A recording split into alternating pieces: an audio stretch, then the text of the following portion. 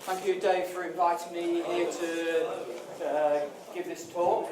My name's Clive Rosen. I'm a lecturer in computing here in the School of Computing, and my subject area has been all sorts of things. Really, I've been teaching programming in the past. I've been teaching information systems in the past, and I've been teaching computer science in the past. So what I thought I'd try and do today is to see how all of those things sort of fit together in terms of the course that you are all doing. And I think that probably the sort of things that I'm going to talk about you may not come up across during the rest of your time at the university, but there are topics that I think that are of use and of interest to you throughout your careers as in the computing industry. So what I'm actually going to talk about is, I'm going to start off by talking about information theory. And as my presenter isn't working properly, I'll have to use the keypad. So, I'm going to start by discussing, from an information theory point of view, what is information. What qualities does information have, and then why these concepts and ideas are important to you in computer science, in networking, in forensics, in whatever you do in the future, in your future careers. So first of all, question, what is information? How many of you have done any information theory in the past? I did. One. Okay. So, people think that data and information are the same thing, and they're not, and they're quite different, and it's important to know what that difference is. Data is a fact. It's an idea. It's a point. Data is a fact like, my name is Clive Rosen. That's a fact. It's undisputable. Very difficult to do anything with that apart from know that my name is Clive Rosen. And there's lots and lots of data in the world. There's more data in the world now than there has been ever in history. And a lot of people you will hear say data is critical, data is important. Data in itself is totally useless. One fact doesn't tell you anything. It doesn't help, it doesn't give you any idea what you can do with that data. But as I say, there's an awful lot of data in the world, an awful lot of facts. But these data don't make information. What we have to do with the data is to start to organise it, start to put it together with other data. So, if I tell you my name is Clive Rosen, and I work in the computing department at the University of Derby, now you have a little bit of useful information because you know where to find me, especially if you know where the University of Derby is. So, by putting data together, we can start creating information.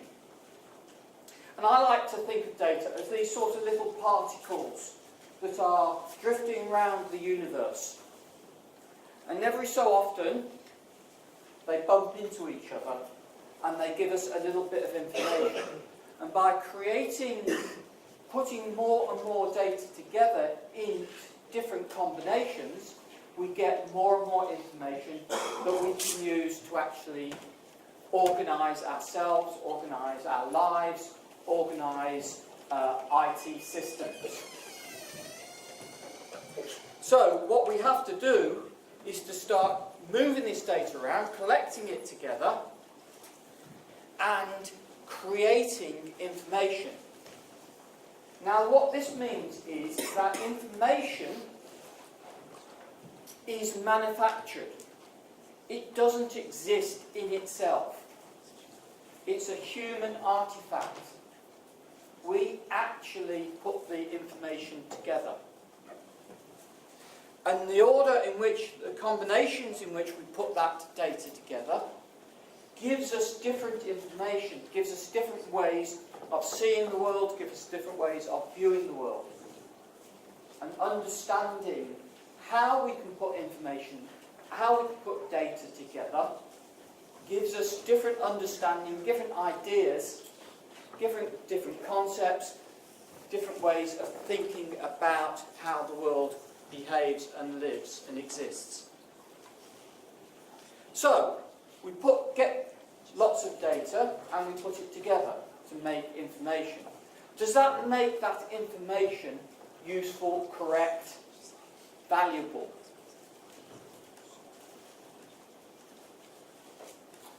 We have to think about this process of putting data together. Because what we are doing is we are choosing the information.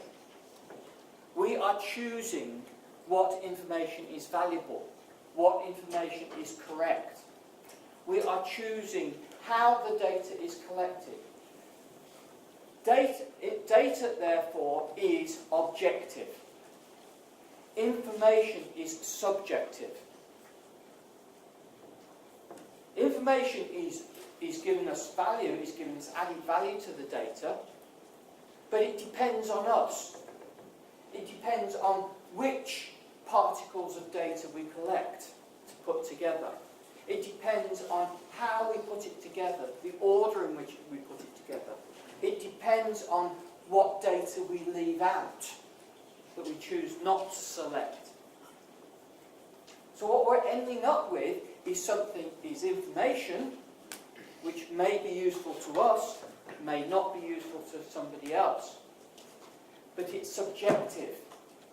It means it's showing us the world from our point of view. We are making that selection. And that's critical. So what we have to do is think about what constitutes useful data, what contributes good data. And the first thing, useful information, sorry. And the first thing is that information, the data has to be organised.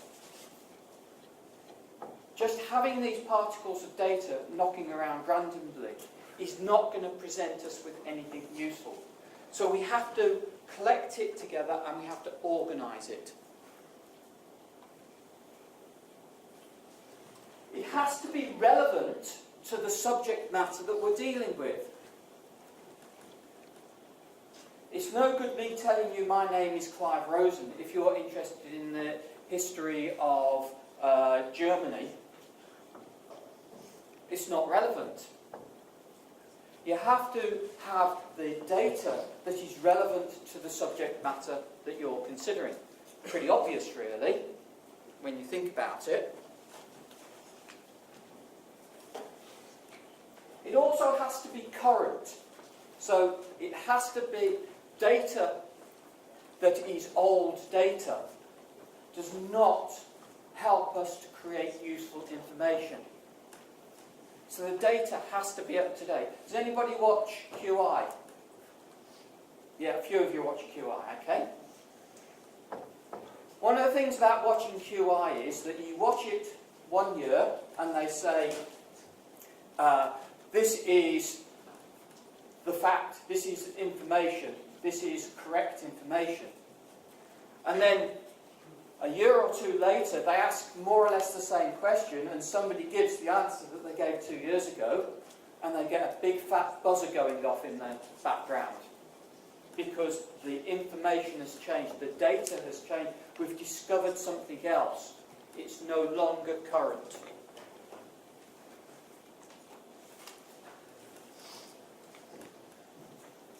Data is therefore dynamic, it's changing all the time. Our understanding of what that data is changing.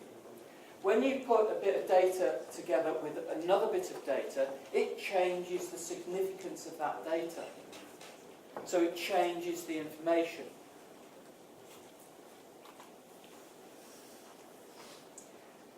It also has to be contiguous. That means it has to be collected together in order. It has to be linked. One piece of data that is not linked, where there's a gap between that data, is a gap where things can fall down into. It has to be connected. So one piece of data connected to another piece of data makes it useful. If there are gaps in it, and quite often there are gaps in it, and quite often if you're trying to, say, put a business plan together, you don't know all the data, you don't have all the data available, you are trying to bridge that data gap and trying to think about what might be in that gap. The bigger the gap, the more the gaps, the less useful the information you can actually produce is. And finally, the context in which you use the data can depend on what that data is actually telling you, how useful it is.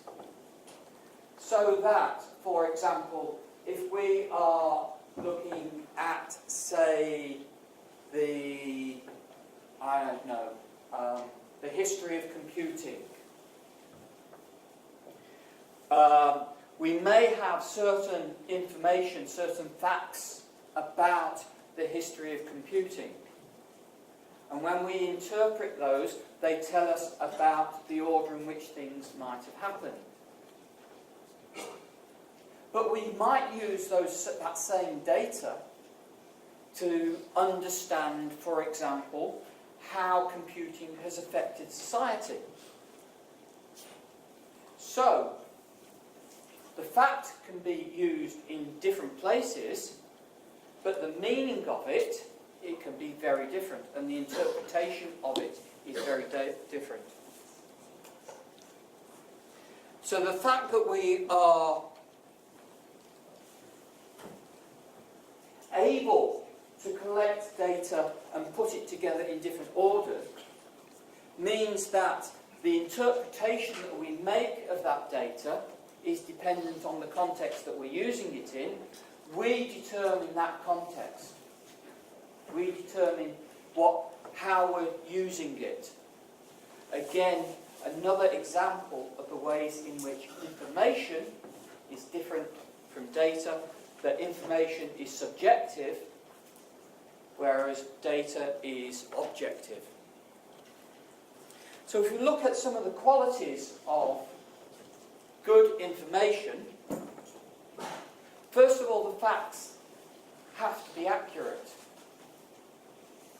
or can be accurate. Now, that is different from the facts being precise. So, for example, I can say that there are about 10 million people living in London. That's reasonably accurate. If I want to be precise, I might say there are 10.6592 million people living in London. Don't think that's correct, by the way, but that's being precise. Being precise may be contrary to being accurate, because if my 10.6952 figure should be 10.746, my accuracy is out.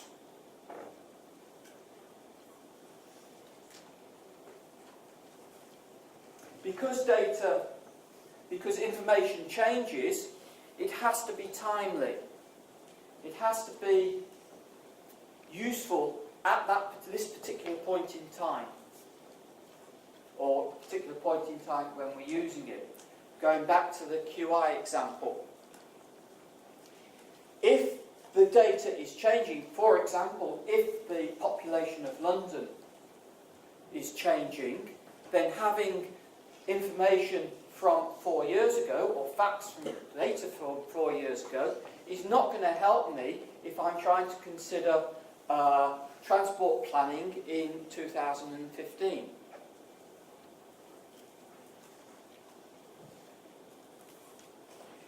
The data has to be reliable.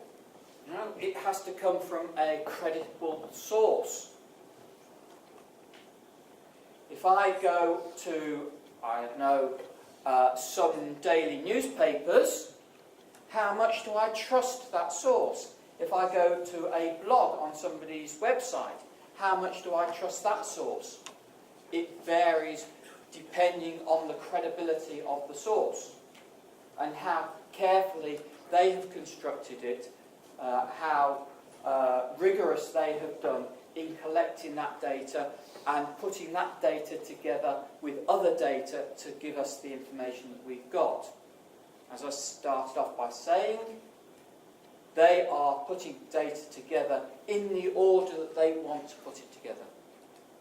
So all information has to be treated with a certain amount of skepticism.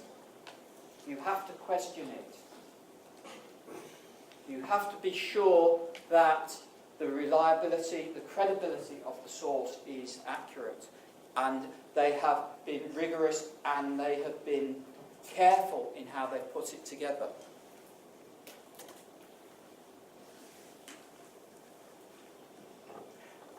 It has to be appropriate to what we're actually talking about. If, for example, I get figures for the I don't know, the birth rate in London, does that tell me anything about the population of London? Well, it tells me a little bit about the population of London, but it doesn't tell me, because there are so many other things that are also affecting the population of London, it doesn't tell me very much. It's not particularly appropriate. I need to know not only the birth rate, I need to know the death rate, I need to know how often people come into London, how many people leave London each day, whether we're talking about the residents of London or whether we're talking about the population coming into London to work, for example. All these things will affect the appropriateness of what we're trying to do. So if we're using information about planning the future transport requirements of London, we need to know all of those things, not just the birth rate. It has to be appropriate. It has to be meaningful. What do I mean by meaningful? It has to have some sense of importance. A few years back I was at a conference and somebody gave a conference paper about the number of emails that were being sent from a particular organisation. And I was sitting there listening to this conference and thinking, why do I need to know that? What's the meaning? What meaning does that have? How useful is that information? I couldn't answer that question. We have to be able to get at it. And this is particularly relevant to people in networking, in forensics. If you're looking at databases, we have to be able to, if we want to use the information, we need to be able to get at it. It needs to be available and accessible. And finally, we have to be able to manipulate it. So one of the big questions in terms of that's taxing people's minds at the moment when we're talking about big data, for example, is how do you actually manage these massive stores of data? How do you know what's in there? How do you organise it? How is it organised so that we can manipulate it further? Because what we're trying to do is get new information from existing data. So for information to be useful, it has to have all of these qualities. And we have to be able to evaluate the quality of the data on that basis, on these bases. So these are qualities that we can use to judge how good the data is, or how useful, how bad it is. So why is this theory useful to people who are interested in systems development? Well, the people who build software systems are not the people who use the software systems. People who use the software systems live in what I've described as the application domain, where the actual system is being used. Now they have particular information. They organise their data in a particular way, which is specialist and specialised as far as their particular requirements are concerned. This means that they not only have different knowledge and different information, but they actually talk a different language. If I'm talking to somebody who is in foreign exchange, they might talk about, forward markets. They might talk about Forex. Sounds rude to me, but I'm sure it's something quite important. They talk about yields. These have work meaning in English, but they are specialist ways of understanding.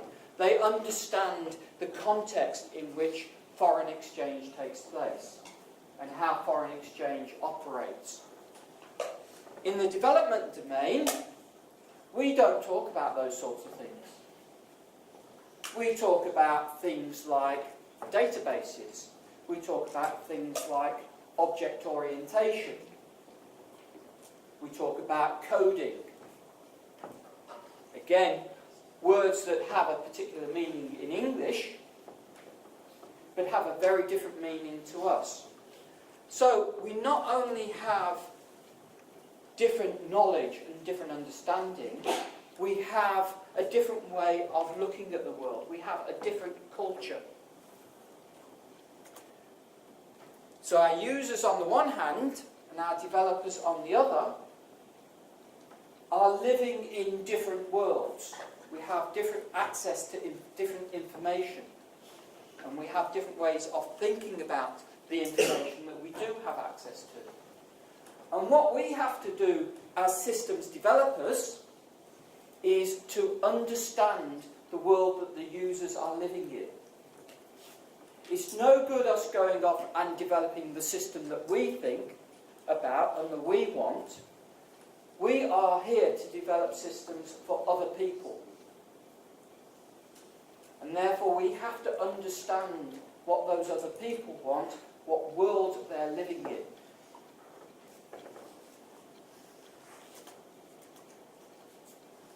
Now,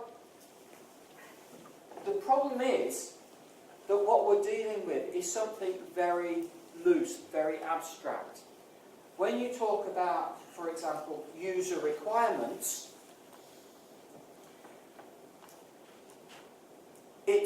there are lots and lots of things that users might want. it's not just things like it has to be able to do this, it has to be able to do that. It's things like security. It's things like usability. How do you evaluate how secure a system is? Very difficult until somebody actually breaks into it. How do you evaluate? Let's take something that you think would be quite easy, performance of a system. Now, I don't know if you heard that recently the Met Office has got a new computer. And it's rated at, I can't remember, Dave, can you remember how big that computer is? Massive. You know, 50 billion trillion instructions per second, whatever it is these days. Okay? Is that the performance of the system? No. Because what you've got is a network on that system. You've got somebody in Glasgow trying to access that system and get some information out of it, and you've got somebody in London at the same time. In fact, you've probably got about 10, 15, 20,000 people trying to access that system all at the same time. What performance are they getting out of it? Well, it depends on, for example, things like the number of users that are currently using it. It depends on the complexity of the transactions that people are trying to do with it. It depends on the network latency. It depends on the bandwidth of the connections. So the actual performance of a system is dependent on that particular, is subjective to the person who's actually trying to use that system. So even something like performance, that we can put numbers to, is not that easy to actually measure. So we've got all these things that we're trying to understand in terms of what this system has to do. And as I said, it's abstract. It's a mental model. What architects try and do is to understand everything that's needed in that system. But it's not just what the product does that's important. It's how well it does it. Things like the connectivity, things like the response rate, all these sorts of things need to be taken into account. If you're on a phone line at a call centre and somebody tells you, somebody quite angry on the phone telling you you've charged them too much for their electricity,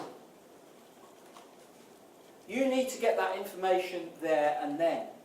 You can't wait 30 seconds for it or a minute for it. It has to be there then, it has to be reliable, it has to be accurate. That's when, for example, companies like Lloyds Bank get fined millions of pounds for telling people that they can't access their account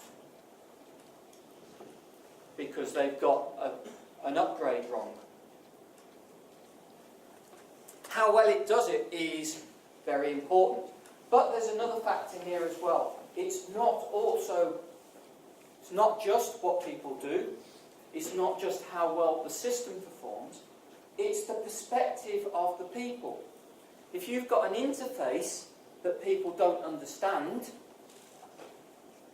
not mentioning any examples like Windows 8, for example, then it's not very useful, it's not very usable. You can't get at the data. So we have to understand the people involved in actually using the system. We have to get into their minds and understand the system from their particular perspective. Now, about 35 years ago, a guy called Fred Brooks wrote a book called no silver bullet. Well, it was actually a paper, it became part of a book. And what he said was that when we look at software systems, that there are 4 characteristics of software that we need to understand. And these explain why we can make these massive improvements in hardware, but the software system that goes into it is not likely to create as many improvements in productivity. One of the things he said was that software is very malleable. You can change it very easily. Now that might sound like a good thing, but the trouble is when you change software, it becomes more difficult to change in the future. It suffers from something called entropy. It breaks down. So you have to keep the longevity of the software, you have to keep accurate documentation on it. So being easy to change suggests that when there's something that needs changing, you can change it quickly, but you can't. It takes much more thought and much more consideration. He also said that software is not scalable. So that if you develop a prototype for something, maybe for 10 or 20 users, you can't necessarily scale that up to 10,000 users. Things go wrong. Things like timing have problems. Things like connectivity cause problems. Things like security cause problems that have to be dealt with. So the system is not necessarily scalable. But the most important one, as far as we're concerned, characteristic of a software system, is that it's intangible. That means you can't see it, you can't feel it, you can't touch it, you can't see it. That means that what you're dealing with is amorphous. It doesn't really exist. And that gives us a problem when we are actually trying to develop a software system. Because all we can do is share ideas. Okay, we can write things like, object diagrams, for example, or data flow diagrams, which will help us explain those things. But they aren't the actual software. They are representations of that software. And they require understanding and interpreting. So we have to use our creativity, we have to use our flexibility, our understanding to actually make sense of these diagrams. They're not actually the software itself. So, in effect, what we've got is this amorphous cloud, this body of information. And what we're trying to do is develop a system that gives people what they want. And that includes all the things that we've been talking about. So, it includes the requirements as they change. And requirements do change. I'm not going to go into why they change now, but requirements always change. They look at things like the politics of where the system is being used. If you're introducing a software system into a company, that may well lead to, say, some people being made redundant. That's the politics of the system. It can affect how that system is developed, how it's installed, who has the final say on what it contains. And we need to understand all these sorts of things. And we have only got our creativity, our imaginations, to actually hold all this information. Object-oriented databases, for example, object code, doesn't contain the information that we require for these sorts of things. But they are still very, very important to the development of the system. That's not what makes software systems unique, by the way. there's a lot of things like that in sort of human life. Education's one of them. What is the output from education? I'm still trying to work that one out, by the way. Things like, I don't know, foreign exchange bundles aren't, accounting systems aren't particularly real as such. They're figures, they're mathematics. So they also have this quality of being intangible, being abstract.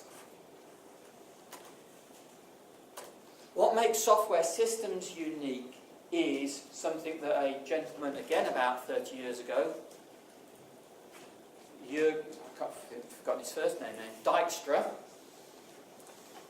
And what he said was that software is absolutely precise, it is absolutely discrete, it is a mathematical formula.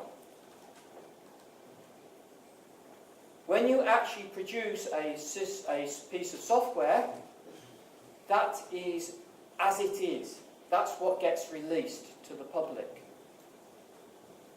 And it's that absolute precision that we have to achieve to make the system work, to make IT work.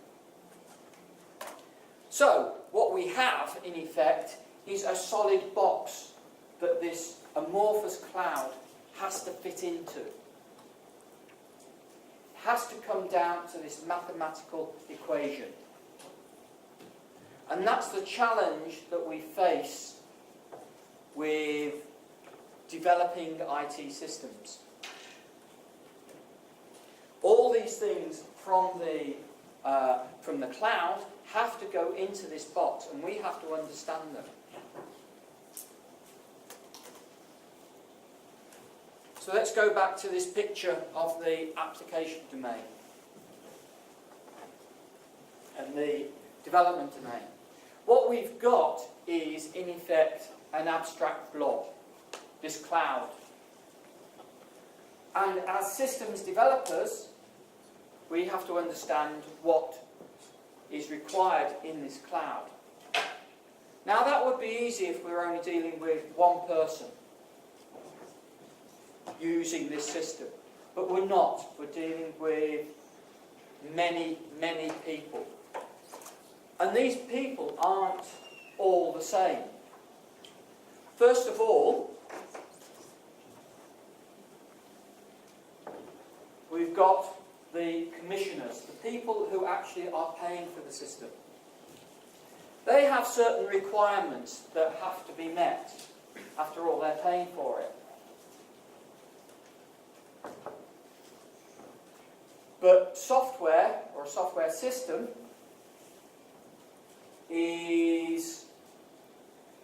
has a number of characteristics in common with dog food or nappies. What's this characteristic it has in common? Well, the people who pay for the software, the people who pay for the nappies, are not necessarily the people who use the nappies. People who ask for software systems to be developed are unlikely, in many respects, to actually use the system. They may want to get certain information out of it from time to time, but the hands-on users, day-to-day users, have very different requirements. And we have to understand what those requirements are as well. So, we've not only got the commissioners, not only got the users, and users may be lots of different sorts of users. So you may have people who are inputting data into the system, you may have people that want to get information out of the system, you may have people who are creating new artifacts from the system, all sorts of different ways of using any particular system. They want different things from that system. And you've got also the people who are managing the system, because you have to take their needs into account as well. So all these people are putting ideas into the system, into what is actually required. Now let's go back to the original idea. Each one of these has a different way of viewing the world. Each one has different data available to them. Each one has created their own understanding of what this system requires. And we have to satisfy all of those. And that might be doable if it was just one person developing the system. They could create a system in their own image by understanding all the people who are actually inputting that. But generally speaking, systems aren't developed by one person. They're developed by large teams of people. And each one of those people have different ideas of what goes into that system and what's needed from it. They are, remember, they are collecting their own data, their own worldview to create what is going to be the system. And these people are the designers, the high-level architects of the system. Low-level designers who are actually understanding how the design actually going to work in practice. You've got programmers, you've got testers, you've got people who are actually going to maintain the system, and you've got the people who are actually going to document the system. Each of these groups of people have a different perspective on the system, a different way of thinking about it, a different way of understanding what's going into it.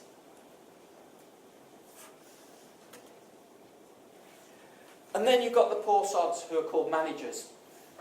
Software systems development managers. Perhaps one of the few groups of people who are really hard done to in this world. When anytime anything goes wrong with an IT system, who gets blamed? It's the people who are trying to manage the development. And of course their understanding of the system is very different from the people who are actually doing the development, because they don't necessarily have that specialist knowledge. So, you've got all these people contributing to this system, managers trying to manage that development, and if it's a large development, and the larger the development, the bigger the problems, the bigger the difference in understanding of what goes into the system, the harder it becomes. Oh, we've got planners as well, so we'll ignore them for the time being. Now, all that would be, again, perhaps doable, often is doable. But one of the big problems is that if it's a large system, it takes quite a long time to develop. And when it takes a long time to develop, things change, requirements change. People have a different understanding of what's actually required. So what we're actually trying to do is not hit a fixed target, we're trying to hit a moving target. And sometimes it's not easy to understand how that particular system has moved. Timeliness of the information is critical, as we said at the beginning. So if the requirements have changed, the system we're actually trying to produce has changed. So we need to understand how that is changing. So, what I've given you is really an understanding and explanation of why large software systems developments go wrong. Almost inevitably they will go wrong, because what we're trying to do is really, really difficult. And therefore we need to understand the complexity of what we're trying to do if we're going to have a system that satisfies the users, which is what we ultimately want to be able to do. So, we started off by thinking about what is information. By looking at the theory of information, by considering that information was made up of data, that the data can be collected in different ways. Data can be used in different combinations. Some data is edited out, some data is put in a different order. We decided that the information that we create is subjective. We then went on to look at what that meant in terms of systems development. That different people, therefore, have different views of the world. And what we are trying to do is to meet all those people's expectations. And each person's expectation is going to be different from any other person's expectation. So what we are trying to do is incredibly difficult. There aren't simple answers. You won't get simple answers. What you need to do is to understand other people, understand their world, understand the way the world works from their point of view, have sympathy for that perspective, and be able to create systems that those people can use, want to use, enjoy using. And that is the real challenge, in my view, of what software systems development is all about. Does anybody have any questions? Or comments? Or arguments?